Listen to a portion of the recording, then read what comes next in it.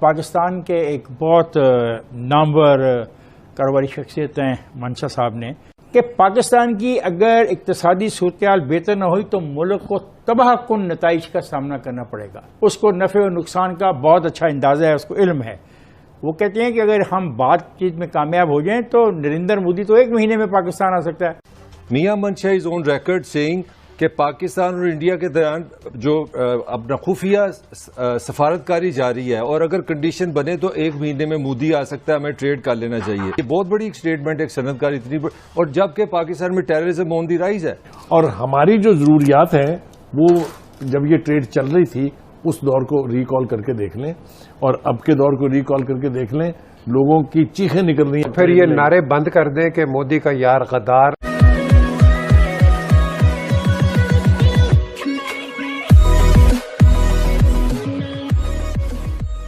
نمسکار دوستو, پتہ نہیں کس نے پاکستانیوں کو یہ بتا دیا کہ اگر مان لیجئے کہ انڈیا کے ساتھ ہمارے ریلیشن بیٹر ہو جاتے ہیں تو 1 مہینے کے اندر جو مودی جو ہے وہ اسلام آباد کی یا پھر کہے کہ پاکستان کی وزٹ کر سکتا ہے. اب پتہ نہیں یہ کسی نے کنفرم نہیں کیا انڈیا کی طرف سے, کیونکہ پاکستان کی طرف سے اس چیز کو کئی بار بولا گیا ہے. پاکستان کی طرف سے اس چیز کو کئی بار بلایا گیا ہے, لیکن کسی نے کنفرم یہاں پر نہیں کیا ہے کہ بھئی نہیں ہمارا بھی یہی پلاننگ تھا. مطلب انڈیا کی طرف سے کسی نے کنفرم نہیں کیا ہے. کہنے کا مطلب یہ ہے کہ یہ ساری سچویشن اتنے بڑے لیول پر ہونے کے بعد بھی مطلب وہ یہ سوچتے ہیں, مطلب پاکستانی سوچتے ہیں. اب دیکھیں پاکستانی گورنمنٹ یا پھر پاکستانی آرمی تو ایک دوسرے کے ساتھ کولیبریٹ کر لیتی ہے, ISI کر لیتی ہے, لیکن یہاں پر جو آتنکوادی گروپ ہے نا وہ نہیں پوچھتے. اور انہوں نے ہی پٹھان کوٹ کیا تھا, انہوں نے ہی اری کیا تھا.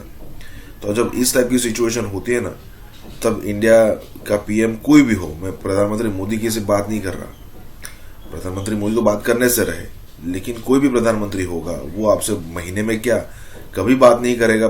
6-12 مہینے آرام سے آپ کو یہاں پر جھیلنا پڑے گا. اور اوپر سے آپ کے یہ بھی کہنا ہے کہ وہ پاکستان آئیں گے اور یہ سب کچھ ہوگا, تو یہ بھی بھول جائیے. مجھے نہیں لگتا کہ ایسی کوئی سچویشن ہونے والی تھی, اب تو نہیں ہو رہی ہے. اسی کے ساتھ یہ ویڈیو شروع کرتے ہیں. پاکستان کے ایک بہت نامور کاروباری شخصیت ہیں منشا صاحب نے ایک بڑی اہم بات کی ہے, اور یہ ایک بات انہوں نے ہمیں بتائی بھی ہے کہ پاکستان اور بھارت کے درمیان بیک چینل بات چیت جاری ہے. اور انہوں نے ایک وارننگ دی ہے کہ پاکستان کی اگر اقتصادی صورتحال بہتر نہ ہوئی تو ملک کو تباہ کن نتائج کا سامنا کرنا پڑے گا. اب یہ وہ شخص کہہ رہا ہے جس کی ساری عمر اسی بزنس میں گزری ہے, اس کو نفع و نقصان کا بہت اچھا اندازہ ہے, اس کو علم ہے. وہ کہتے ہیں کہ اگر ہم بات چیت میں کامیاب ہو جائیں تو نریندر مودی تو 1 مہینے میں پاکستان آ سکتا ہے.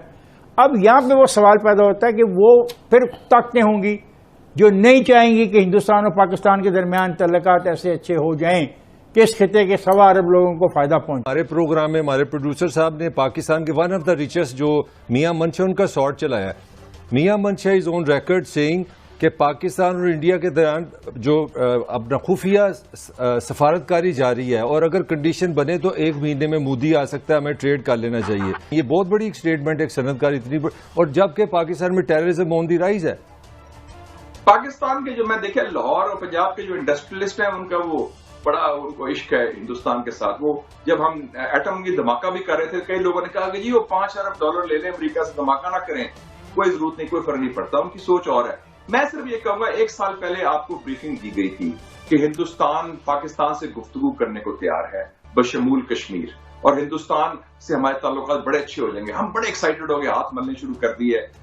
جو دہشت گردی پھیل رہی ہے, ہم بڑے تسلی میں تھے کہ افغانستان میں اڈے ختم ہو گئے. را بڑی ایکٹیو ہے ابھی بھی, ان کے سلیپر سیلز ہیں, وہ آپ کے سی پیک کو ڈیمیج کرنے کی پوری کوشش کریں گے.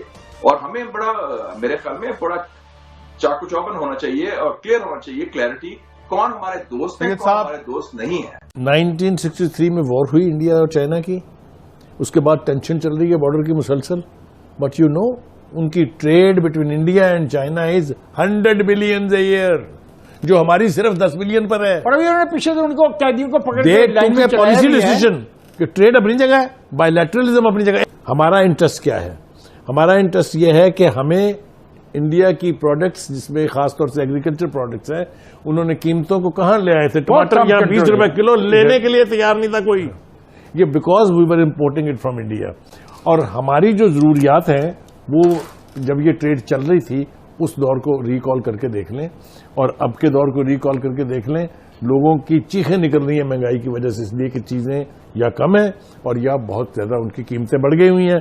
मैं कहना ये चाह रहा हूं, मेरा सारा आर्गुमेंट ये है कि आप अपने नेशनल स्टांस मत छोड़िए। कोई नहीं कह रहा आपसे कि आप कॉम्प्रोमाइज कर लें। मैंने आपको मिसाल दी चाइना की, अगर तफसील से प्रोग्राम हो आपको हैरत होगी कि उन्होंने कितनी जल्दी पिकअप करके 100 बिलियन। तो फिर ये नारे बंद कर दें कि मोदी का यार गद्दार और इस तरह के जो बात के जी पीजिए।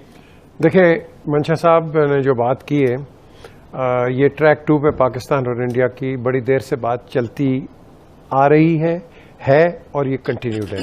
इसमें हमारे बिजनेसमैन भी इन्वॉल्व हैं, इसमें हमारे एक्स आर्मी के जनरल्स भी इन्वॉल्व हैं और ये बात चलती है। और वहाँ से भी हिंदुस्तान की तरफ से भी बड़े ही अच्छे, सेन, पढ़े लिखे और रैशनल किस्म के लोग इन्वॉल्व हैं। हिंदुस्तान का प्रोडक्ट हमारे पास फॉर एग्जांपल आता है वाया दुबई, हमारा प्रोडक्ट हिंदुस्तान जाता है वाया दुबई। ये अब वो टाइम्स नहीं रहे कि 1957 के जी आप उस चीज पे अड़े रहो। We have to broaden our Horizons. और आप ये कहना चाहते हो अगर चाइना और हिंदुस्तान अपने सरहदी इख्तलाफात के बावजूद कारोबार कर सकते हैं तो हमें भी ये तरीका सोचना चाहिए। बिल्कुल, ये आप ये और ये होता रहा है।